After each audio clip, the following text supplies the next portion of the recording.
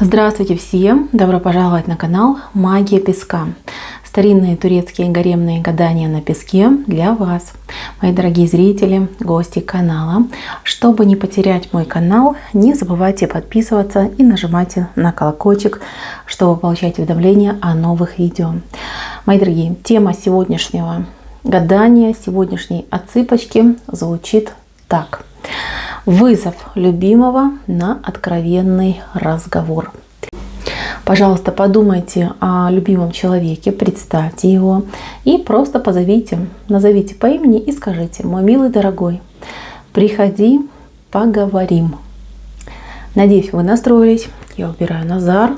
Прошу высшие силы дать мне возможность ответить на все ваши вопросы и послать для вас только самую важную, самую нужную и самую полезную информацию. Давайте же позовем его и попросим нам рассказать все, что чувствует и все, что думает. Так. Очень хороший знак. Здесь вышел лотос. Лотос вообще чудо чудное, диво дивное. Крайне редко выходит к нам лотос. Но если выходит, то это всегда очень хороший, добрый, положительный знак. Это королевский цветок. Вот есть лилия, да, цветок королей, а лотос, он больше даже не королевский, а, наверное, на мой взгляд, какой-то божественный цветок.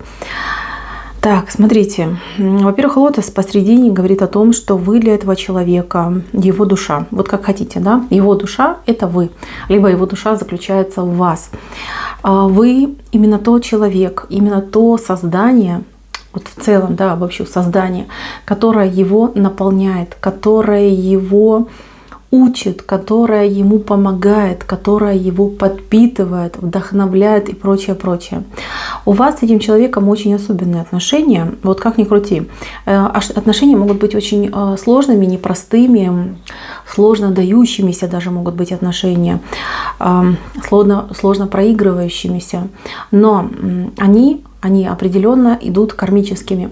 Здесь карма не перебитая, когда вот прям нужно проходить жесткие уроки, развязывать огромные кармические узлы. А здесь карма договоренности. То есть вы, душа ваша и душа этого человека заранее до воплощения договорились быть вместе в этой жизни, пройти период времени рука об руку, у кого-то дольше, у кого-то меньше. То есть вы идете как по сговору. Причем мужчина идет в более какой-то невыгодной позиции. То есть мужчина нуждается в вас. А вы как бы более в сильной позиции. Вы этого человека ведете. Ведете за собой, ведете его за руку, ведете его через преодоление и препятствия. То есть эти отношения, они... Вот главная скрипка в этих отношениях – это мужчина. Но при этом дирижер – это вы. Вот я надеюсь, я правильно объяснила. Я как бы это вижу, но иногда бывает путаются мысли, и я на чувствах не могу даже, наверное, вот собраться и рассказать. Но здесь именно та ситуация, когда девушка более в позиции вот человека, отвечающего, да, чтобы был порядок, чтобы была гармония, которая на себе выносит, вывозит и тащит.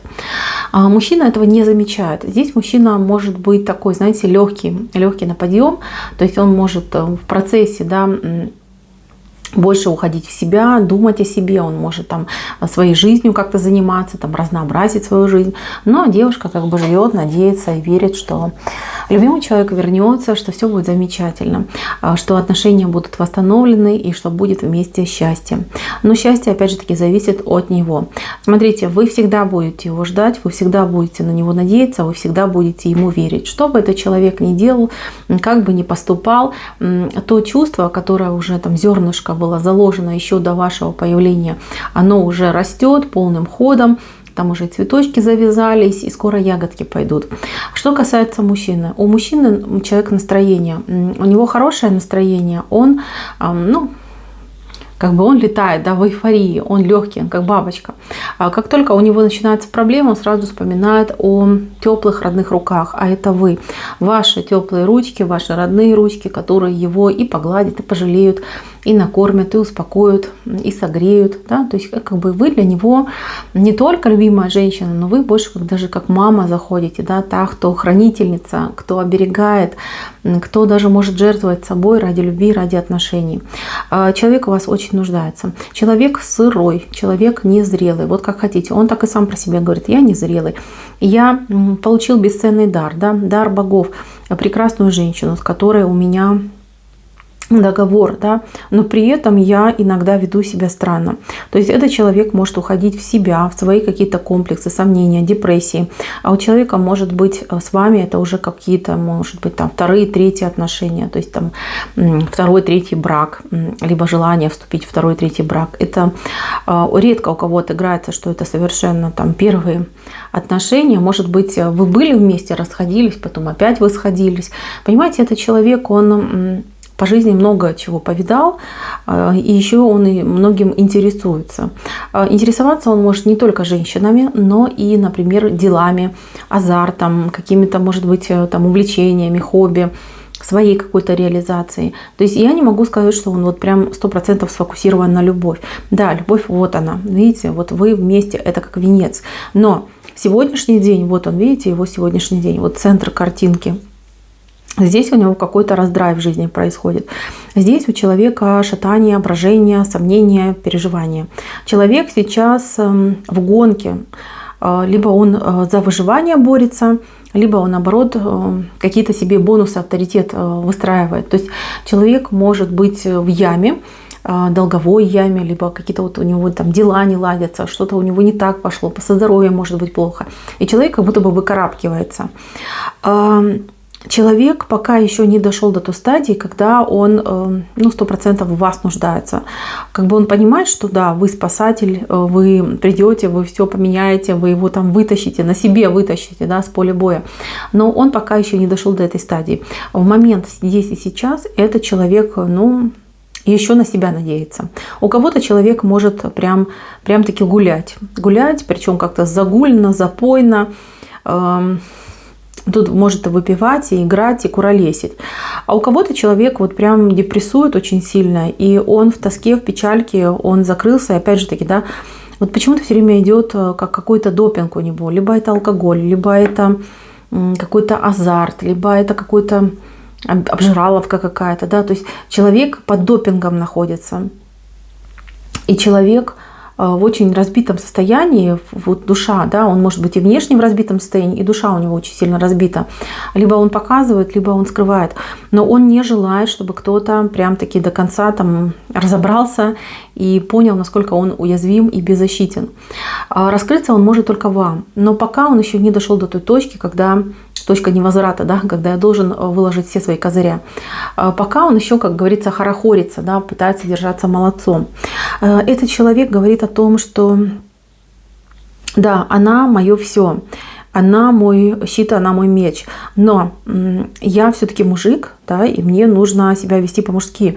Я очень переживаю тот момент, что она сильнее, чем я. Я переживаю момент, что она более успешная, более удачливая. Может быть, вы знаете, вы может быть, занимаете какое-то более высшее положение, чем он, либо статус, либо вы зарабатываете больше, чем он, либо у вас есть такой момент, да, когда вы чего-то хотите, вы с умом подходите к этому делу и добиваетесь высокого результата. А он как бы, как фанера, да, над Парижем пролетает каждый раз, потому что слишком самоуверен, слишком такой, знаете, вот горячный он. Вот он этому завидует, вот честно говорю. Человек вам завидует вашей жизни, вашему стилю жизни, вашему стилю поведения, вашему уму, вашему прагматизму, вашей логике, дедукции. Да? То есть он этому завидует. Открыто он об этом не говорит. Он даже может вас критиковать в какие-то моменты, говорит, что ты там такая-сякая, что ты там недалекая, да, и прочее. Я утрированно говорю, но тем не менее. Но на самом деле он вам завидует, причем завидует очень сильно. Знаете, вот у кого-то могут быть такие отношения, что вы, например, любовники, да, и мужчина не свободный. И этот мужчина, он вами дышит, да, вот он как будто бы вдохнет этого кислорода, да, и погружается в глубину, там, где его семья, там, где очень опасно, темно и страшно, где нет свежего воздуха. И каждый раз он вот так вот с вами урывками встречается, и каждый раз он себе дает слово, что он уйдет, например, от семьи, что он будет с вами, но при этом, видя, что вы готовы, что вы ждете, что вы добры, что вы открыты, он может вас обижать. Обижать, как будто бы сгоняет на вас злость за то, что он трус, что он нерешительный, что он не может освободиться от гнета, а его могут вот действительно нагинать, да, вот прям ставить его в определенную позицию и делать с ним все, что хотят. То есть человек может быть в очень сложных семейных отношениях, либо жена у него такая, знаете, вот диктаторша, назовем это так, либо мама, да, вот тоже может быть. И он как между двух огней. Понимаете, один огонек очень теплый, светлый и добрый, это вы, а второй огонь, он просто обжигает, сжигает, приносит, причиняет просто какую-то умопомрачительную боль. И понятно, что теплый огонек, ну, можно хранить, можно беречь, можно на него любоваться. А вот ту обжигающую боль, ее страшно. Каждый раз он напрягается при разговоре, либо в ожидании разговора. Знаете, этот человек говорит, что ты моя, и да, ты мне обещана. Ты сама себя мне пообещала, то есть твоя душа пообещала. Я знаю, что ты будешь ждать. Я знаю, что я всегда могу к тебе прийти, я могу к тебе вернуться. Я знаю, что ты создана для меня, так же, как и я создан для тебя. Но он говорит: прости, дорогая, за то, что я немножечко трус, за то, что я немножечко не уверен в себе, за то, что я нерешительный и за то, что я такой люблю покуролесить. Говорит, я молод. Даже если там мужчина, кстати, 60-70, он считает себя молодым, он считает, что жизнь может меняться, причем, возможно, у него и был такой экспириенс в прошлом, когда жизнь менялась очень быстро и резко. Смотрите, этот человек, он еще будет куролесить, вот честно вам говорю. И он это тоже честно говорит. Этот человек, он пытается вернуть себе какое-то... Либо вернуть себе пытается какое-то состояние, которое у него было ранее, либо он пытается его заработать.